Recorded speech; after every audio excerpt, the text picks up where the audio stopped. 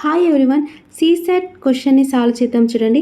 If ABC into DEED is equal ABC where ABCD and E are different digits, what are the value of D and ఈ?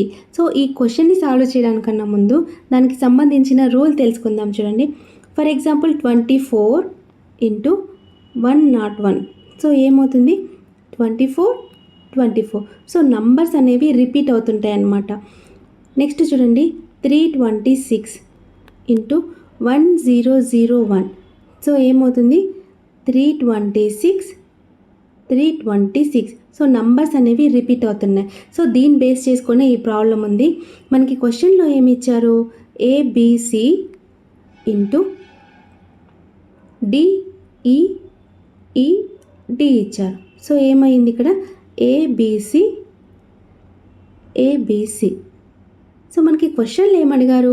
Value of D and E అడిగారు. So డికి మనకి ఏముంది ఇక్కడ?